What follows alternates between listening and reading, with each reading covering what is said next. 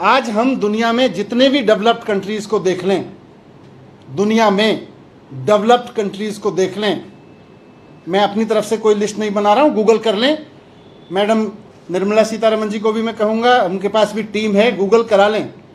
Developed countries में जिनकी economy को देख के हम कहते हैं कि हम उनकी इकोनॉमी के बराबर जाना चाहते हैं, उनकी इकोनॉमी में, उनकी इकोनॉमी के मजबूत होने का कारण यह है कि वो देश अपने सिटीजन्स में इन्वेस्ट कर रहे हैं। वो देश अपने देश के हर बच्चे को, वहाँ की राजनीति, वहाँ की सरकारें अपने देश के हर बच्चे को फ्री एजुकेशन दिलाने में यकीन करती हैं। और खाली बात नहीं करती, वहाँ के 98, 99 कई देशों में तो 100% बच्चों को शानदार फ्री एजुकेशन दी जाती है 12वीं क्लास तक की। इससे देश डेवलप होता है। आप कह रहे हो देश बर्बाद हो जाएगा अगर फ्री में बांट दी शिक्षा, तो आपने फ्री में शिक्षा दे दी तो देश बर्बाद हो जाएगा। आप कनाडा जैसे 39 कंट्रीज हैं, मैंने गूगल किया था, पर मैं चाहूंगा कि देश की वित्त मंत्री भी अपनी रिसर्च कर लें। दुनिया में 39 देश हैं और सारे के सारे डेवलप्ड कंट्रीज हैं जो अपने बच्चों को फ्री एजुकेशन देते हैं। हम अपने बच्चों को फ्री एजुकेशन की कहीं किसी कागज पे लिख के बैठ जाते हैं, उसके बाद व्यवस्था करते हैं, क्योंकि हमें लगता है कि सरकारी स्कूल बनाने में तो रेवड़ियों पे खर्च हो जाएगा, तो हम कहते हैं प्राइवेट स्कूल में पढ़ाते रहो। अच्छी एजुकेशन देनी है तो प्राइवेट स्कूल में पढ़ाओ। पूरे देश में इन्होंने सरकारी स्कूलों को बर्बाद करके रखा हुआ है। सोच वही है कि अगर सरकारी स्कूल ठीक कराएंगे, हमें फ्री की रेवड़ी थोड़ी बांटनी है। सीखो देशों से, अगर सीखने की बात कर रहे हो तो। डेवलप्ड कंट्रीज को आप देखो, आज कनाडा, डेनमार्क, ब्राजील, यूके जैसे देश हैं, सब अपने देश के लोगों के लिए 100% हेल्थ केयर फ्री देते हैं। 100% हेल्थ केयर। गूगल कर लें, रिसर्च कर लें, बहुत सारी रिसर्च मिल जाएंगी। दुनिया में बहुत सारे विकसित देश ऐसे हैं जहां पीने का पानी फ्री दिया जाता है। बहुत सारे डेवलप्ड कंट्रीज ऐसे हैं जहां बच्चा पैदा होता है, उसके खाते खुल जाते हैं सरकार की ओर से, कई तरह के उसके खाते में बाय डिफॉल्ट, अमीर परिवार में हो, गरीब परिवार में हो, बाय डिफॉल्ट उसके परिवार में पैसा आना शुरू हो जाता है। ये इसकी वेलफेयर स्कीम्स के लिए, ये फलाने के लिए, फलाने इतने उम्र का होगा, इतने उम्र का होगा उस वक्त के लिए। हम कहते हैं तो फ्री की रेवड़ी हो जाएगी अगर कुछ बच्चों को दे दिया तो। बुजुर्गों के लिए ऐसे ही बहुत सारी इन्वेस्ट।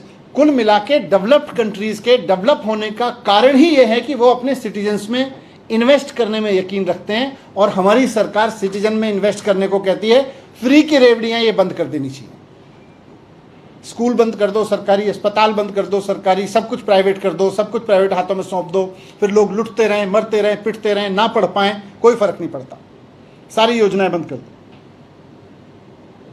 आज कोई भी इंडेक्स उठा के देख लो देश में, दुनिया की, आप हेल्थ सेक्टर पे देख लो, आप एजुकेशन सेक्टर पे देख लो, वेलफेयर सेक्टर पे देख लो, हमारा देश दुनिया के देशों में सबसे नीचे की लिस्ट में डाल दिया है।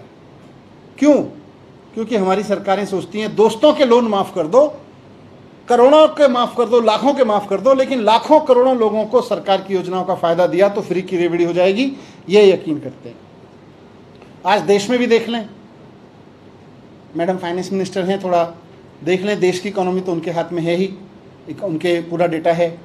भारतीय जनता पार्टी की सरकारें जो फ्री की योजनाओं को, लोगों को, वेलफेयर स्कीम्स को रेवड़ी कहती है, उनकी सारी सरकारें घाटे में चल रही हैं। आज उत्तर प्रदेश सरकार का फिजिकल डेफिसिट 81,000 करोड़ रुपीस का है, गुजरात का 36,000 करोड़ रुपीस का है, मध्य प्रदेश का 49,000 करोड़ रुपीस का है। ये पैसा जाता कहाँ है? लोग तो टैक्स दे रहे हैं, ये कह रहे हैं हम टैक्स के लोगों से डेवलप करेंगे। आपने तो टैक्स के लोगों से, जनता के टैक्स के पैसे से डेवलप करेंगे, लेकिन हुआ क्या? जनता के टैक्स के पैसे को पता नहीं कहाँ ले गए, दोस्तवाद में, दोस्तों के लोन माफ़ करने में ले गए, वहाँ तो सरकारी घाटे में चल रही हैं। और पिछले 7 साल से लगातार दिल्ली की सरकार है जो लोगों के वेलफेयर के लिए सारा इन्वेस्टमेंट करती है, एजुकेशन में इन्वेस्ट कर रही है, हेल्थ में इन्वेस्ट कर रही है, फ्री बस, बिजली, पानी, इन सब में इन्वेस्ट कर रही है। और उसका नतीजा है, लोगों में इन्वेस्ट करने का नतीजा है कि लोगों के सरकार भी फ़ायदे में चल रही है, रेवेन्यू सरप्लस चलती है। खुद सीएजी मानता है इस बात को। तो मैं कहना चाहता हूँ कि ये जो मजाक बनाया जा रहा है भारत में गरीब आदमी का, गरीबी का, और कहा जा रहा है कि हम फ्री की रेवड़ी नहीं बांटेंगे, इसको बंद करें। अगर देश को डेवलप करना है तो एकमात्र रास्ता है कि अपने सिटीजन्स में इन्वेस्ट करिए। अपने दोस्तों के लोन माफ़ करने से और उनके कर्ज माफ़ करने से, उनके टैक्स माफ़ करने से भारत विकसित नहीं बनेगा। भारत को अगर विकसित बनाना है तो सिटीजन्स की एजुकेशन में, उनके हेल्थ में, उनके वेलफेयर में इन्वेस्ट करना पड़ेगा। ये मुझे आपके समझ है। Thank you. ये लोग ढूंढ रहे हैं कि कितने विधायकों के बच्चे पढ़ के बन गए। मैं कह रहा हूँ मैंने कितने झुग्गी वालों के बच्चों को पढ़ा पढ़ा के आईटी भेज दिया। ये देखें ना आके, और आप बताएं आपने सरकारी स्कूल में कहाँ इन्वेस्ट किया हुआ है। पूरे देश के सरकारी स्कूलों की तस्वीर निकल के सामने आती है। पर अरविंद केजरीवाल जी ने कहा है, माननीय मुख्यमंत्री जी ने, कि पहले रेफरेंडम कराओ ना। देखो, बीजेपी की राजनीति और आम आदमी पार्टी की राजनीति से ज़रूरी है कि इस देश का आम आदमी अपने देश की सरकार को टैक्स दे रहा है, वो अपने टैक्स का कहाँ इस्तेमाल कराना चाहता है। सत्ता में बैठे हुए लोगों के, दोस्तों के लोन माफ़ कर दिए जाएँ और उनके टैक्स माफ़ कर दिए जाएँ।